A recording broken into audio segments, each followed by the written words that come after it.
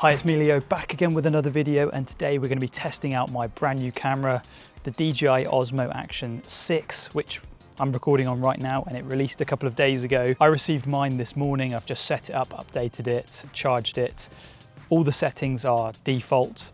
I've never actually used the DJI Action camera before. I've had their drones. So in this video, I'm going to give you my initial impressions. We're going to head down to the beach and test it out. I've got it connected wirelessly to my mic too. Anyway, let's drive down to the beach. So the Osmo Action 6 released a couple of days ago, and I've literally just got my hands on it. Annoyingly, it's completely pouring with rain. I don't know if you can see. Couldn't have chosen a better day to test this camera. Good job it's waterproof. And by the way, the whole of this video is actually going to be shot on the Osmo Action 6, if I can actually connect it to my car. Apart from the shots of the camera itself, which are going to be shot on my iPhone. So yeah, and I've not adjusted any settings. I've literally just taken it out of the box, turned it on. These are the raw camera settings, so you can see what sort of image quality to expect. Anyway, let's drive down to the beach. So the reason I decided to get this camera is actually because I was very tempted to buy the Osmo Action 5 Pro. It's become quite a popular vlogging camera. Some YouTubers like Joella, AB, they all just use this camera as like a very quick point and shoot vlog camera, and the quality is pretty good. I basically wanted an action camera that was fairly decent in bad lighting conditions, and this is where I saw the Osmo Action 5 Pro, and obviously a couple of days ago they released the 6, and I was just like, yeah, why not, let's just go for it. So yeah, I ordered it yesterday, it arrived today, I've just unboxed it, turned it on, charged it, and we're going to take it down to the beach. So in terms of first impressions, obviously holding the camera in my hand, I was very impressed with the build quality, as I should be. It's an action camera. It feels like the majority of the camera is made out of metal, and it feels quite weighty and solid in the hand, which is good. Another thing that I did notice, which I'm comparing this to my GoPro Hero 9, which is a couple of years old, the screen on the back and the front looks so much better. I think DJI use OLED, and it looks really good. It makes using the screen as a viewfinder very appealing, because the image always just looks really good. Oh, here we are at the beach. Wow, it's stormy. There are loads of waves. All right, let's get out of the car. I need to put a coat on. All right, we'll do this outside the car. I don't know how the mic's going to sound underneath my coat and jumper. I just don't want to get it wet because it's not waterproof. Just noticed I've got a massive bird poo on my car. Probably need to clean that up at some point. At the beach, the tide is right out and it's quite stormy. I'm gonna get soaked. One thing I do want to mention, coming from a GoPro from a couple of years ago, is how fast this camera actually is. It's obviously got a much quicker processor. Like, this thing turns on instantly. The menus are really snappy and quick, which is just really nice to use. So I've actually got it here in my pocket because I wanted to do a comparison, but here is my GoPro Hero 9. One thing that really annoyed me about that camera is the software experience was really laggy. It just took ages to boot up, turn on, start recording. Whereas this, you can literally go from off to recording within like a second or two, which is really nice. But yeah, one nice feature with this camera I've just discovered is you can actually record audio from the wireless mic and also save backup audio from the mic in the camera. And I'm going to switch now to the audio from the camera. So this is what the inbuilt microphone on the Osmo Action 6 sounds like in windy, rainy conditions. I've heard, and from what I've read, the audio in this camera should actually be pretty decent. So one of the main selling points of the Osmo Action 6 is its square sensor, which I'm shooting in at the moment. You can create this really zoomed out square image, which is pretty cool. And this allows you to crop vertically for YouTube Shorts, TikTok. So yeah, very nice feature. It makes this camera even more versatile. It's a bit annoying the day I get this camera, it's completely pouring it down, but I think these waves will be pretty good to test the slow motion capabilities of this camera.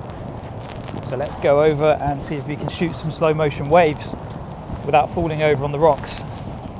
I believe this camera can shoot 240 frames per second in HD and 120 frames per second in 4K. Right, we're nearly there.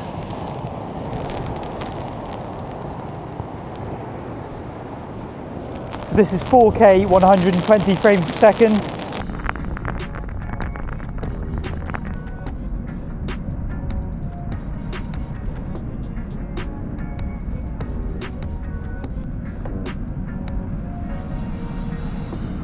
Just a quick interruption, if you are enjoying, be sure to drop us a like and consider subscribing. Let's get on with the video. Something I am noticing is because the lens cover is quite far away from the actual sensor, raindrops are very noticeable on the screen, which is a bit annoying, so I keep having to wipe the lens. Now, in terms of battery life, when I started recording this video, I was on 98% battery. And in the real world, I've been recording or down on the beach for about 45 minutes. This camera's probably been recording for about half an hour and we're on 71% battery, which is fairly good. I mean, I'm not disappointed. I could probably get a couple of hours of record time on this one charge, which is all right, because I only got the essential bundle, which comes with one battery. But yeah, we're going to see how this camera goes. If there are any specific questions about this camera that you want me to answer in my full review, let me know in the comment section below and I'll try and address them in the full video. I've just noticed something. Look, I was like, this is what happens when it's stormy, like stuff gets washed up. I've just gone and seen this massive rope and some driftwood. Look at that. I've never seen a rope like this thick. This is like a proper ship rope. This rope is really big and there's actually quite a lot of it. And there's a bit of driftwood. I reckon after this storm there's going to be quite a lot of crap that's just washed up. Anyway, one of the selling points of this camera is the variable aperture, which is a feature you don't normally see on an action camera. So the benefit of the variable aperture is that in daylight conditions, I guess like today, it can shrink that aperture down to f4 and that will produce an overall sharper looking image. But when you end up shooting in low light conditions, it can open the aperture up to f2, let more light into the sensor and produce better low light video, which is always a good thing. So before I head back, I do want to say it is actually very convenient that this has 50 gigabytes of internal storage. I've not even had to think about putting an SD card in the camera. And to be honest, 50 gigabytes is probably enough for me. I tend to shoot one project at a time and it's going to be very rare that I fill up 50 gigabytes. At 4K 30 frames per second at high bit rate, I get about an hour and a half of record time, which for an action camera, which this is probably going to be a B camera for me, very unlikely that I'm going to fill it up. But you've always got the option to add an extra micro SD card for extra storage. To be fair, like the weather's actually clearing up. This is pretty good. A little bit of sunlight. I'm interested to see what the colors are going to look like on my laptop, because on this OLED viewfinder it looks really good, but that's probably because it's OLED. But I have heard that the dynamic range and the colors are pretty good out of the camera on these Osmo Actions. So yeah, hopefully I don't have to do too much color grading. But for this video, I'm not going to touch the footage. We're just going to upload it to Premiere Pro. I'm not going to add any sharpening or any color correction. So this is the raw video quality without me tinkering with any of the settings. I've also seen online that a lot of people like to reduce the texture filter. I've set it to 0, which is default, but a lot of people put it to -2. To be honest, for an action camera, I actually quite like the texture. It's like a HDR effect that it adds to the footage. I think if I was recording on my mirrorless camera, I would turn it off just because I think that's more of a mirrorless camera look. But for an action camera, sometimes you want it to look a little bit HDR. I feel like before I go back home, I need to put this underwater because it is actually an action camera at the end of the day. I'm going to put the camera in this rock pool. I am a bit curious if the wireless mic's still going to work when this is submerged underwater, but we'll find out. Let's make sure everything's sealed up. Should be okay, just put it in the water.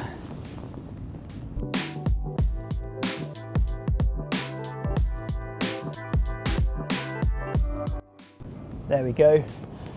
I've done the action camera thing, I've put it underwater. Now I can say I'm really using it for its design purpose. Oh look, there's a mini waterfall. That. I think it looks a little bit out of focus when I put it too close to an object. But you can actually buy a macro lens. But to be honest, I think that defeats the point of an action camera. You want everything in focus. And it's 150 quid.